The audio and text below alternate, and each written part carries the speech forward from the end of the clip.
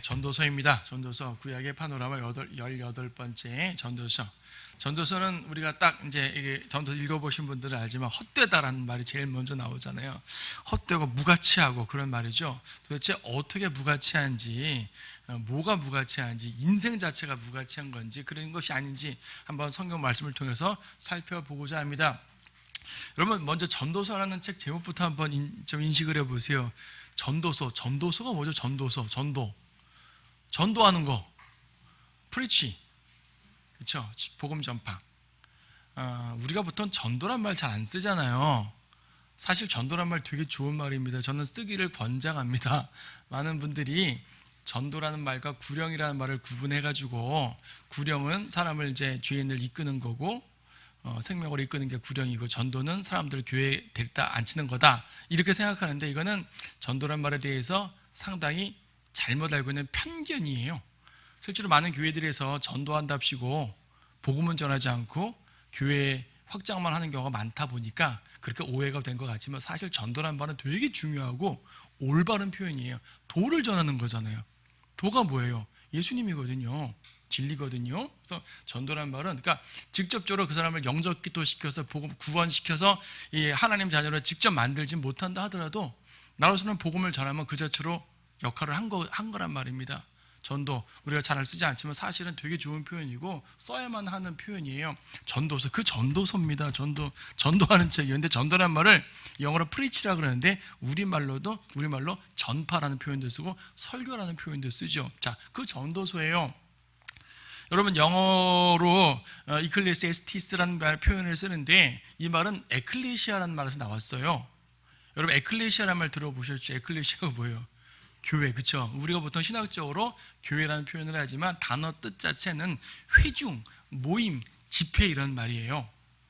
그러니까 일정한 회중이 있고, 뭐 이 솔로몬을 경우로 말한다면 이스라엘 자체가 회중인 거죠. 회중에게 무엇인가를 말하는 거예요.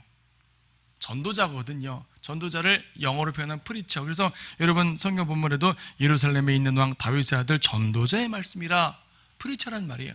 프리처는 다른 말로 설교자란 말이잖아요. 그렇죠? 그래서 전도서라는 것은 쉽게 말해서 이스라엘이라는 회중을 모아놓고 그들에게 솔로몬이 설교자로서 설교하는 그러한 형식의 책입니다.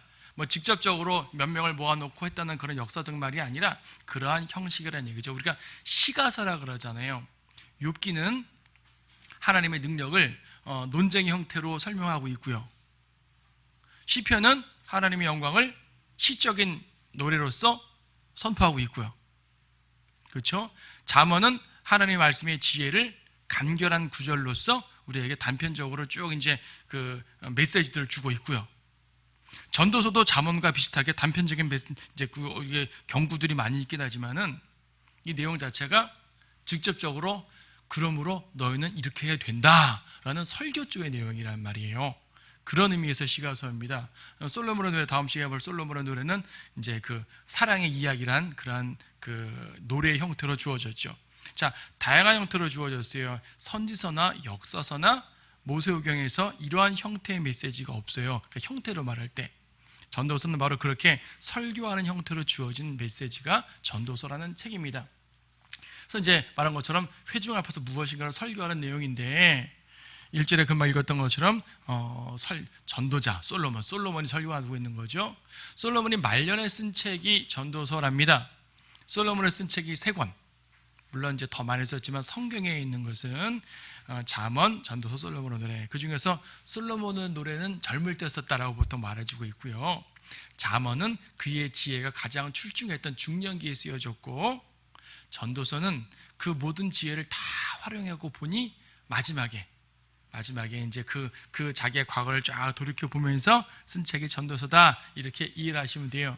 그러니까 솔로몬은 가장 지혜로운 왕이잖아요. 이스라엘에서 가장 지혜로운 왕이 아니라 역사상 가장 지혜로운 왕이에요. 온 세상에서 그 가장 지혜로운 왕이 경험했던 모든 부와 명예와 쾌락과 학문과 철학, 사상까지 다 담겨 있는 게 전도서입니다.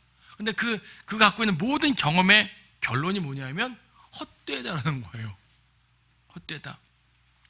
1장 2절에서 전도자가 말하노라 헛되고 헛되며 헛되고 헛되니 모든 것이 헛되도다. 한 절에 헛되고 헛되며 헛되고 헛되니 모든 것이 헛되도다 5번을 말했어요. 짧은 한 절에 5번이 vanity, 헛되다는 말을 계속 말하고 있습니다.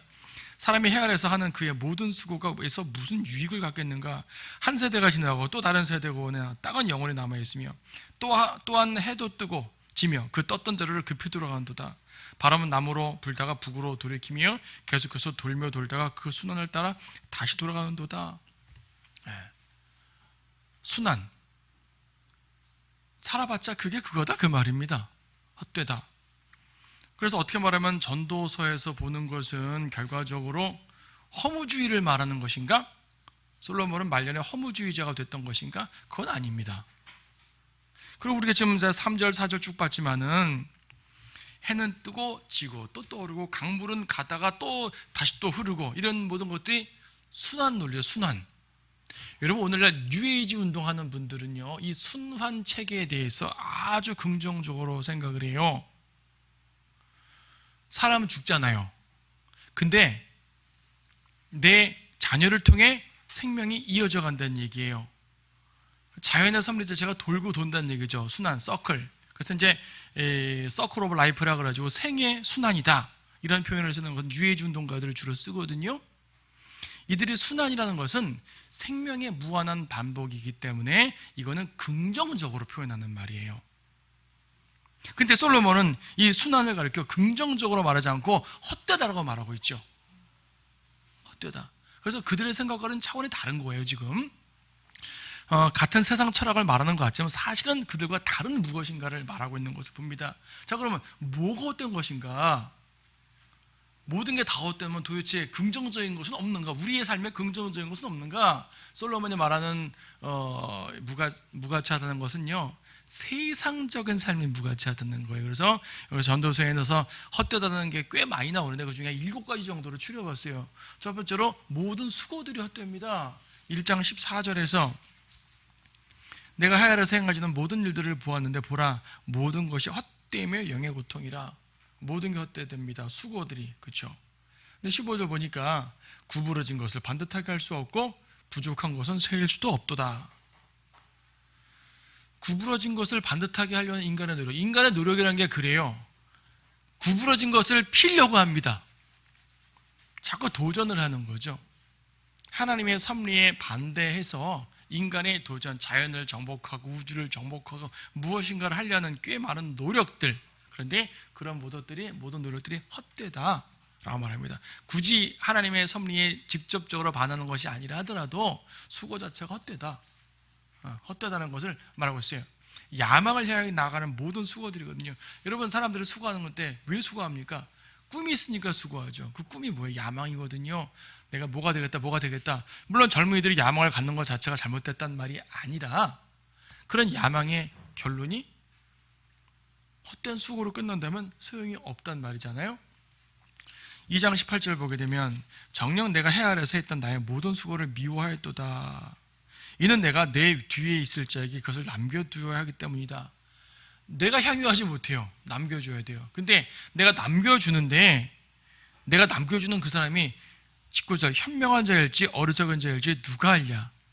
말하자면 솔로몬이 위대한 업적을 만들고요 르호보암에게 남겨줬어요. 르호보암이 현명한 사람일지 어리석은 사람일지 어떻게 알겠느냐 이거죠. 근데 우리는 성경을 아니까 결과적으로 르호보암은 어리석은 사람이 되어버렸잖아요. 그래서 솔로몬이 이룬 모든 것들을 잃어버렸잖아요. 자기가 열심히 만들어가지고 자기가 향유하지 못하고 아들에게 향유에게 줬는데 그 아들은 또 뺏겨버리네요. 헛되죠. 어떤 기업가가 멋진 기업을 만들어서 이 기업에 자손 만대 펼쳐가지고 멋지게 되고 싶은데 아들 때에 다 망가져 버리네요. 헛되죠. 어떤 왕이 나라를 창업해가지고 이 나라는 자손 만대 100년, 1000년 가기를 1000년, 만년 가기를 바라겠지만 3, 4대 만에 나라가 몰락해 버리네요. 헛되죠. 헛되단 말이에요. 모든 수고들을 자기가 향유할 수 없고 헛되다. 자, 또 뭐가 헛됩니까? 2장 1절에서 쾌락과 활락. 내가 내 마음에 말하기를 이제 가라. 내가 너를 활락으로 시험하리라. 그러므로 쾌락을 즐기라 하였으나 보래 것도 헛되도다. 내가 웃음에 관하여 말하기를 미친 짓이라. 활락에 관하여 말하기를 그것이 무엇을 하는가. 웃고 즐기는 것도 미친 짓이라고 표현해버릴 정도예요. 솔로몬이 다 경험해 보니까 그렇다는 얘기죠. 젊은이들이 볼 때는 이게 왜 미친 짓입니까? 나는 열심히 살아가고 있는데 라고 생각할지 모르지만 모든 걸 경험한 사람이 보니까 그렇다는 얘기죠. 특히 2장 11절, 그 후에 내 손에 했던 모든 일들과 내가 수고했던 수고를 내가 보았노니 보라, 모든 것이 헛되었고 영의 고통이며 해 아래서 아무 유익이 없었도다. 모든 화려한 그 왕궁과 화려한 지식과 화려했던 모든 업적들이 결론이 헛되다고 말하고 있어요. 여러분, 고대 왕국에 여러분 유적들 보죠. 유적. 가끔 보면 유적들이 있어요. 유적들을 보면서 이거 큐레이터들이 설명합니다. 아, 이 유적은요, 과거 누구 왕 때, 어느 나라 누구 왕 때 유적으로서 그 당시 얼마나 화려했고 쭉 설명합니다. 그래서 이 저 박물관에 가보게 되면은 멋진 백제의 멋진 뭐 금동 향로라든지 신라의 멋진 뭐 고려의 멋진 청자 있잖아요. 와, 그 당시에 정말 화려했군. 근데 유적이라는 말 자체가 뭐예요? 더 이상 누릴 수 없다는 말이거든요. 그렇죠? 무슨 말인 거 아니? 고대 왕국들의 유적들은요, 화려함의 증거가 아니라 멸망의 증거예요. 멸망했잖아요. 그 성터 보세요. 다 무너졌잖아요. 멸망하지 않고 유적이 아니죠. 자, 이런 것들이 다 헛되지 않냐? 멸망하기 때문에라고 말합니다. 또 뭐가 헛됩니까? 자연인들의 현명함이 헛됩니다. 근데 2장 14절 보니까 현명한 사람의 눈은 그의 머릿속에 있고 어리석은 자는 어두움 속에 다니거니와 이들 모두에게 한 가지 일이 일어남을 또한 내 자신이 깨달았다. 이 한 가지 일이 뭐예요? 죽음. 왜 현명한 자와 어리석은 자가 똑같냐 하면 죽음에 있어서 동일하기 때문에. 우리는 바로 앞에 있는 잠언에서 현명한 자와 어리석은 자는 하늘과 땅 차이라는 것을 배웠어요. 근데 전도서에서 솔로몬은 똑같은 솔로몬이 쓴 건데 전도서에서는 현명하고 어리석은 게 똑같아. 뭐에 의해서? 죽음에 의해서. 죽음 앞에서는 다 무익해요. 현명한 자와 어리석은 자, 부유한 자와 가난한 자, 권력자와 피지배자 모두 동일한 죽음을 갖고 있어요. 물론 죽음의 형태는 좀 다를 수 있어요. 어떤 사람들은 수많은 사람에 둘러싸여 죽기도 하고요. 어떤 사람들은 거리에서 버려진 죽음을 당하기도 하고요. 우리가 볼 땐 비참하고 화려해 보여요. 그렇죠? 하지만 그가 죽어서 무덤의 문을 여는 순간 똑같지 않을까요? 그가 펼쳐진 것은 죽음이라는 것 자체. 그렇죠? 동일한 결론을 갖고 있는 거예요. 그래서 죽음은 끝이다. 오해하지 마세요. 세상적 관점으로 말할 때, 세상적 관점으로, 육신적 관점으로 말할 땐 죽음이 끝이죠. 영적 관점으로는 당연히 끝이 아닙니다. 하지만 세상적 관점으로, 육신적 관점으로 말할 땐 죽음이 끝이에요. 말은 죽음은 모두에게 주어지는 평등하다는 말이에요. 그래서 헛되다. 심지어 3장 19절 보니까 3장 19절 보니까 이는 사람들의 아들들에게 닥치는 일이 짐승들에게도 닥침이니 곧 한 가지 일이 그들에게 닥치는도다. 하나가 죽는 것처럼 다른 것도 죽었으니 정녕 그들 모두가 한 호흡을 가졌도다. 그러므로 사람의 짐승보다 월등함이 없으니 이는 모든 것이 헛됨이라. 심지어 사람끼리 내에서도 죽음이 똑같은 것처럼 사람과 동물을 비교해봐도 죽음은 똑같다는 얘기죠. 그 호흡이 끊어지는 건 똑같으니까. 물론 21절을 보게 되면 사람의 영은 위로 올라가고 짐승의 영은 아래로 내려가기 때문에 당연히 사람과 짐승이 똑같진 않습니다. 하지만 형태적으로 볼 때 죽음이라는 거 앞에 아무도 자기 힘을 쓸 수가 없다는 얘기예요. 죽음 앞에 얼마큼 현명하고 얼마큼 부유하면 무슨 소용이 있겠어요? 헛되다는 얘기입니다. 죽음을 극복하지 않고는 똑같다는 얘기입니다. 근데 구약에는 전도서는 요거밖에 안 나오지 않지만 신약적 진리로 백업해 보니까 그래? 그럼 우리는 헛되지 않네? 라는 결론이 있겠죠. 왜? 우리의 죽음은 그들의 죽음과 다르니까. 그렇죠? 성도의 죽음은 다릅니다. 부활을 기다리니까. 그렇죠? 구약 성도도 부활을 기다리고 죽은 성도와 부활을 기다리지 못하고 죽은 성도는 다를 수밖에 없어요. 특히 신약 성도는 우리는 부활을 기다리고 있기 때문에 우리는 그래서 죽음을 두려워하지 않는다는 얘기죠. 그래서 전도서에서 말하는 헛됨이란 것은 그냥 우리 인생 자체가 헛되다는 것이 아니라 세상적 삶이 헛되다는 걸 말하는 거예요. 우리는 세상 삶에서 벗어난 사람들이거든요. 우리가 헛될 리가 없죠. 사람들은 그러죠. 호랑이는 죽어서 가죽을 남기고 사람은 죽어서 이름을 남긴다. 근데 이름 남긴 게 헛되요. 2장 16절 보니까 이는 현명한 자에 대한 기억이 어리석은 자에 대한 기억보다 영원히 더 남아있지 못하며, 사람이 이름을 남기는 건 맞는데 그 이름 남기는 것도 잊혀져요. 여러분, 저희가 어릴 때 배웠던 역사책과 지금 학생들이 배우는 역사책을 비교해 보게 되면 등장인물에 많은 사람들이 바뀌어 있어요. 우리가 배울 때 유명하다고 기억해야 될 만한 사람들이 지금 책엔 없어요. 그리고 우리가 몰랐던 이름들이 등장해요. 이것은 무슨 말인 거 아니? 사람들의 이름의 가치마저도 시대와 사람들과 심지어 정치적 정권에 따라서 바뀌어요. 사람의 판단에 따라 바뀐다고요. 예전에는 좋은 사람이라고 알려줬던 사람이 나중에 보니까 그 사람 별로 좋은 사람 아니야 라고 말하기도 하죠. 재평가도 많이 되고. 그러니까 그런 거 볼 때 이름 좀 남긴다고 다 좋은 것도 아니다. 그것도 사라져가더라. 헛되다. 오직 성도의 죽음만 다를 뿐입니다. 또 뭐가 헛됩니까? 어리석은 왕의 치리는 헛됩니다. 4장 13절, 가난하나 명철한 소녀는 더 이상 권고를 받아들이지 않는 나이 많고 어리석은 왕보다 더 나으니. 왕의 말이 있는 곳은 권위가 있고 왕의 권위가 중요하다고 말함에도 불구하고 여기서는 어리석은 왕은 치리하는 게 헛되다고 말합니다. 차라리 명철하지만 가난한 명철한 소년의 말이 더 맞죠. 왕이라고 다 좋은 건 아니란 말을 보고 있네요. 또 뭐가 헛됩니까? 만족하지 못하고 기쁨을 누리지 못하는 인생이 헛됩니다. 6장 3절에서 만일 사람이 100자녀를 낳고 여러 해를 살며 그 연수가 많을지라도 그의 혼이 낙으로 채워지지 못하고 또 그가 장수되지 못한다면 내가 말하노니 낙태된 자가 그보다 나으리라. 그렇죠? 6절, 정녕 그가 1000년에 2배를 산다 해도 아무런 낙을 누리지 못하였으니 모두 한 곳으로 가지 않느냐. 낙을 누리지 못하고 만족하지 못하면 아무리 수고해서 돈 많이 벌고 지위가 높아지고 명예를 얻어도 헛되다는 얘기입니다. 그래서 세상적으로도 말하잖아요. 그렇게 많이 벌고 그렇게 많이 높아져서 뭐하니, 좀 쉬면서 해라, 건강 망치면 뭐하니, 이런 말 하잖아요. 세상적으로도 그렇게 말할 수 있을 만큼 중요한 거예요. 만족하지 못하면 안 돼요. 기쁨을 누리지 못하면 안 됩니다. 5장 12절에서는 부자의 풍부함은 노동자의 잠보다 못하다고 나와 있어요. 노동자의 잠은 다는데 부자의 풍부함은 그렇지 못하다고도 말하죠. 그럼 노동자는 무조건 좋은 것인가? 당연히 아니죠. 노동자도 맨날 그렇게 노동에 허덕이며 살면 역시 헛된 거 아니겠어요? 낙을 누리지 못하면 헛됩니다. 또 뭐가 헛됩니까? 8장 14절, 이건 도덕적인 개념인데요. 선과 악을 뒤바꾸면 그야말로 헛됩니다.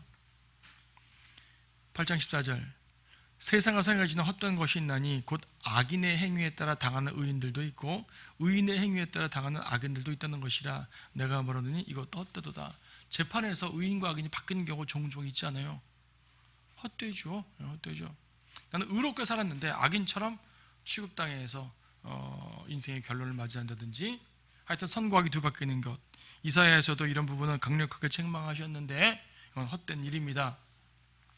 11장 8절에서는요, 불확실한 미래를 바라보는 것도 헛됩니다. 11장 8절, 그러나 사람이 여러 해를 살고 그 모든 것들을 즐거워한다면 그에게 어두움의 날들을 기억하게 하라. 이는 그 날들이 많을 것임이라. 장래일은 모두가 헛되니라.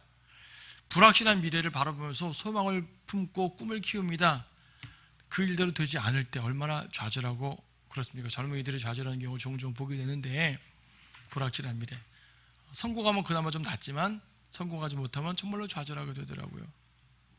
근데 여러분, 여러분의 미래와 여러분의 소망이 좌절할 만한 것일까요? 예수님께서 우리에게 분명히 말씀하신 바, 우리에게 약속하신 영광된 미래 말입니다. 이거는 우리가 헛되이 바라보는 게 아니죠. 주님이 약속하신 하늘입니다. 이거는 그냥 하늘을 나는 소망할 거야, 확실하게 나에게 약속도 안 됐는데 소망할 거야 하고 죽어버렸더니 지옥 가 있어요. 이러면 안 되잖아요. 근데 우리에게는 확실히 이루어질 거기 때문에 우리는 헛되지 않단 말입니다. 하지만 세상에 많은 것들 보세요. 확실하게 약속된 게 없잖아요. 그래서 헛됩니다. 불확실한 미래를 바라보는 것 헛됩니다. 어느 철학자가, 어느 경제학자가 불확실한 미래라는 표현을 썼는데, 예, 역시 불확실한 미래 맞습니다. 그래서 세상은 헛됩니다. 그런데 말입니다, 이런 헛된 거, 결과적으로 이 전도서는 인생의 헛됨을 계속 말하고 있는데 만약 헛됨만 말하고 끝난다면 이게 무슨 성경일까요? 그렇지 않아요? 어떤 분들은 전도서에서 이렇게 철학적으로 헛되다는 것을 좀 말하니까 전도서는 그냥 거듭나지 않은 사람의 관점으로 쓴 책이야 라고 말하는 경우로 끝내버리는데, 그러면 전도서가 왜 성경이어야 되냐고요. 적어도 성경이라면 우리에게 진리를 전해줘야 되는 거 아니에요? 헛되다. 인생의 진리가 그런 거야. 그냥 인생의 진리를 말해주려고 성경을 기록했다고요? 전 그렇게 생각하지 않습니다. 전도서는 엄청난 영적 진리를 전해주는 책이에요. 하나님의 말씀이거든요. 영감으로 기록된 하나님의 말씀이라고요.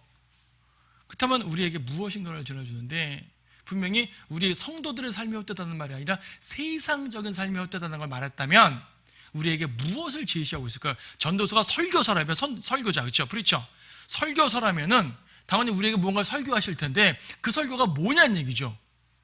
그래서 이 설교자가 궁극적으로 말하는 걸 살펴봅니다. 이렇게 헛된 굴레를 벗어나는 길이 뭐냐? 두 가지로 권면하고 있어요. 하나는 표면적 권면, 하나는 궁극적 권면. 표면적 권면은요, 안식을 누리라는 거예요. 2장 24절 보게 되면은 그렇게 수고만 하지 말고 쉬엄쉬엄 해라, 그런 말이거든요. 쉽게 말하면 2장 24절, 사람이 먹고 마시며 수고하는 가운데 자기 혼으로 낙을 누리게 하는 것보다 더 좋은 것은 없도다. 내가 이것도 보니 하나님의 손으로부터 나온 것이라. 수고하는 가운데 낙을 좀 누려야 돼요. 안식을 누려야 돼요. 수고만 하고 살면 안 돼요. 사람이 인생을 살면서 중간중간 낙을 누리는 것도 안식을 누리는 것도 다 하나님의 손으로부터 나온 거라고 말합니다. 주님의 선물이에요. 안식은 인생을 향한 하나님의 선물입니다. 물론 여기서 말하는 안식은 영적 안식을 말하는 건 아니고요, 세상에서 행해지는 일반적 원리로서의 쉼을 말해요. 근데 이것도 없으면 안 되잖아요. 계속 헛된 삶만 살게 되면 힘들죠. 여러분 가끔 정말 힘들게 일하시는 분들이 있는데 그분들은 물론 어쩔 수 없이 힘들게 일합니다. 놓으면 안 되는 그런 현실이기 때문에 이해해요. 하지만 쉬어야 돼요. 안식을 누려야 돼요. 안 그러면 안 돼요. 8장 15절도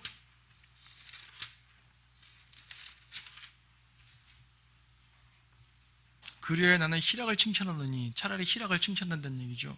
해 아래서 먹고 마시고 즐거워하는 것보다 더 좋은 것은 사람에게 없습니다. 해 아래서 이 수고하고 이 헛된 수고하는 가운데 차라리 먹고 마시고 즐거워하는 것이 더 낫다 이거예요. 만족하는 삶이 낫다는 얘기죠. 그러나 여기서 말하는 것은 표면적 권면입니다. 이것은 영적 안식을 말하는 것이 아니라 쉬며 살아라, 안식하며 살아라, 너무나 수고하지 말라, 어차피 헛된 거 왜 이렇게 수고하니? 라는 말일 뿐이에요. 이것은 세상 사람들도 할 수 있는 권면입니다. 설교자의 권면이라고 말하기 힘들죠. 이건 표면적인 권면이고, 그러면 궁극적 권면은 무엇이냐면 바로 창조주를 기억하라예요. 12장 1절, 이제 너는 너의 젊은 날에 곧 재앙의 날이 이르지 않고 나에게 즐거움이 없다 고 말할 해가 가까우기 전에 너의 창조주를 기억하라. 창조주를 기억하라. 그러니까 창조주를 기억하라는 말은 무슨 말입니까? 하나님을 신뢰하라는 말입니다. 여러분, 창조주라는 말은요, 온 땅의 주관자라는 말이에요. 하나님은 창조만 하고 끝내지 않으셨을 거 아니에요. 창조주라는 말은 온 땅의 주관자라는 말이고, 온 땅의 주관자라는 말은 전능하신 하나님이란 말이고요.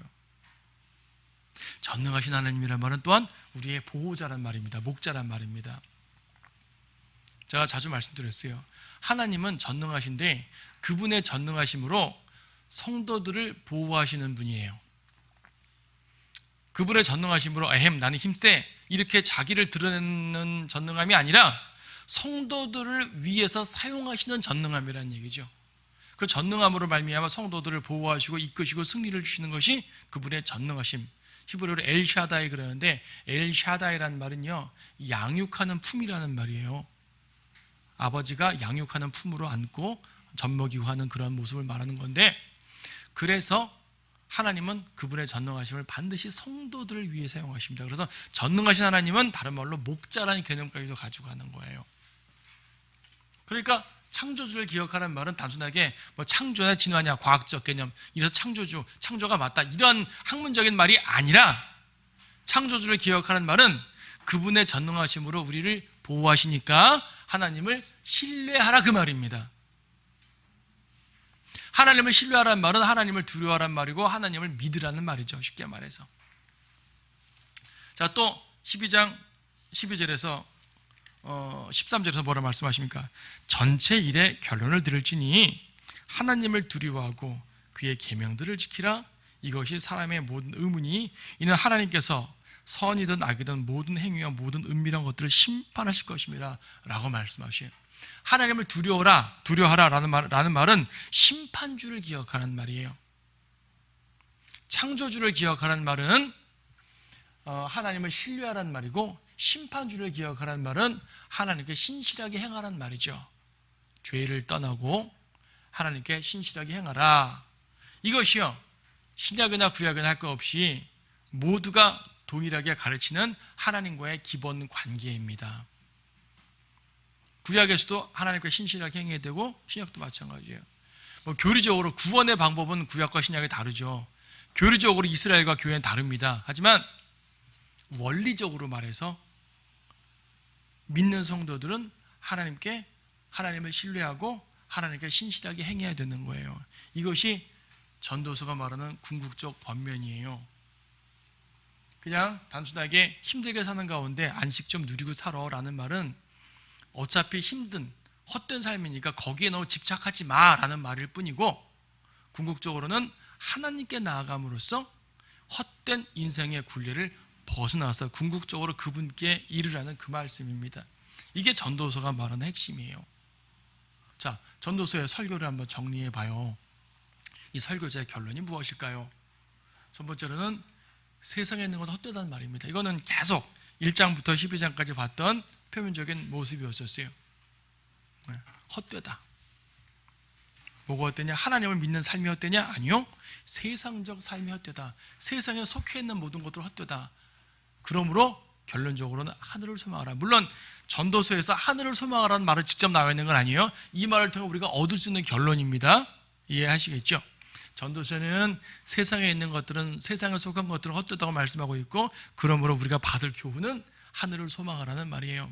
또 전도서는 어떤 설교를 하십니까? 가치 있는 인생은 하나님을 신뢰하는 삶이라는 얘기입니다. 하나님을 두려워하고 창조주를 기억하는 삶이 가치 있는 인생이에요. 오늘날 많은 사람들은, 젊은이들 특히 뭐 젊은이들이나 나이 드신 분이나 마찬가지로 가치 있는 삶이 뭔지를 몰라요. 가치 있는 삶이 부유하고 지위가 높은 것이 가치 있는 삶이 아닙니다. 떵떵거리고 남을 지배하고 남 위에 서서 명령하는 게 가치 있는 삶이 아닙니다. 가치 있는 삶은 하나님을 신뢰하는 삶입니다. 저는 젊은이들에게 항상 말하죠. 어떠한 꿈과 목표를 가지고 멋지게 인생을 설계해도 좋겠지만 그 모든 인생의 꿈과 비전은 반드시 하나님 안에서 품어야 된다. 하나님 안에서 비전을 품고 하나님 안에서 인생을 설계하고, 어떠한 꿈을 멋지게 꿔도 좋지만 반드시 하나님 안에서 꿔도록 해라. 그것이 가치 있는 인생이다. 가치 있는 인생, 그렇죠? 그러므로 가치 있는 인생을 삶으로써 우리는 그분 안에서 영원한 열매를 맺어야 됩니다. 전도서를 통해 이러한 결론을 얻지 못하면 소용이 없는 거예요. 그냥 헛된 책이구나. 그럼 왜 그게 성경이겠냔 말이에요. 자, 교회 가서 떠나라 그랬습니다. 교회 가서 떠나라. 지금 12장 마지막 절도 선이든 악이든 모든 행위를 심판하신다 그랬잖아요. 예, 교회 가서 떠나라. 심판주를 기억하란 말입니다. 어차피 우리 인간은 모두 심판을 받습니다.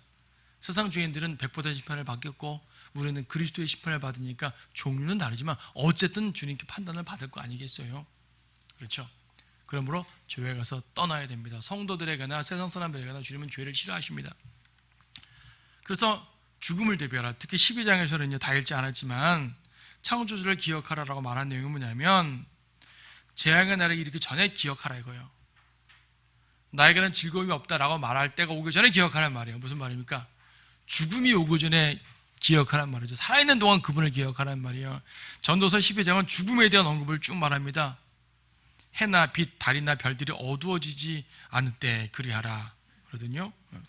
그날에는 거리의 문들이 닫혀지고 음악하는 딸들이 조용하게 되고 새소리도 끊쳐지고 내가 눈을 감는 순간 모든 게 끊어져 버리는 거죠. 죽음에 대한 언급이 자세하게 나옵니다. 죽음을 대비하라. 죽음을 대비하라는 말은 결국 하나님을 만날 준비를 하라는 말입니다. 하나님을 만날 준비를 하라라는 교훈을 전도서에서 받지 못하고 전도서는 헛된 책이야, 헛된 세상 철학을 말하는 거야, 이렇게 보게 되면 전도서는 성경이 아닌 거예요. 자, 마지막으로 이거는 전도서가 직접 말하고 있는 말은 아니지만 아까 말한 그 쉼이라는 것을 영적 개념으로 적용했을 때 안식을 누리라. 전도서는 단순하게 수고를 너무 하지 말라는 말이겠지만 영적으로 우리가 적용한다면 결과적으로 영적 안식을 누리라는 말 아니겠습니까? 예수님께서는 수고하고 무거운 짐진 자들아 다 내게로 오라. 전도서의 그 수고, 인생의 수고, 고통, 그렇죠? 그 모든 수고하고 무거운 짐진 자들아 다 내게로 오라. 그래야만 내가 너에게 쉼을 주리라. 분명히 쉬라고 말하는데 그 쉼이 어디 있습니까? 세상 삶은 쉼도 제대로 되지 못하잖아요. 십자가 아래서 쉬는 것이 진짜 쉼입니다. 여러분의 주의 짐, 인생의 짐, 모든 무거운 짐들을 내려놓을 수 있는 곳은 바로 십자가예요. 영적 안식이라고 그러죠. 내가 수고해서 구원받는 것이 아니라 주님이 수고해서 나에게 구원을 주신 겁니다. 내 행위로 구원받는 게 아니라 주님의 행위로 내가 구원을 받는 거예요. 주님이 십자가 죽으신 그 행위, 그렇죠? 주님이 이루신 그 일, 주님이 완성하신 일, 내가 완성한 게 아니라 주님이 완성하신 일로 말미암아 내가 구원받았죠. 수고는 주님이 하셔요. 나는 그 짐을 내려놓죠. 우리도 십자가를 지는 건 수고 아닙니까? 그것도 수고는 수고죠. 하지만 주님 또 말씀하시기를 내 멍에는 쉽고 가벼우니라라고 말씀하셨어요. 왜 주님의 멍에가 왜 쉽고 가벼울까요? 무거운데. 사명은 무겁잖아요. 사명감은. 하지만 주님이 함께 져주시기 때문에 가벼울 수가 있는 겁니다. 주님이 함께 짐을 짊어지고 계셔요. 그러므로 수고와 짐을 십자가 앞에 내려놓고 여러분 영적 안식을 얻으십시오. 전도서를 통해 그러한 영적 진리를 발견하셔야 됩니다. 그때 전도서는 진짜 우리에게 설교가 됩니다. 전도서는 하나님 말씀이고 영감으로 기록된 하나님 말씀, 우리에게 진리를 가르쳐 주시는 진리의 책이에요. 이런 걸 몰랐던 유대인들은 전도서를 성경으로 취급하지 않고 그냥 시문학으로 취급해버렸어요. 시문학으로. 하지만 예수님께서는 이 시가서마저도 성경으로 인정해 주셨고 이걸 통해서 우리 주님 그리스도를 발견하도록 만들어 주셨습니다. 이런 원리를 깨닫는다면 전도서를 통해서 여러분 삶의 진정한 지혜를 얻을 수 있으리라 여깁니다.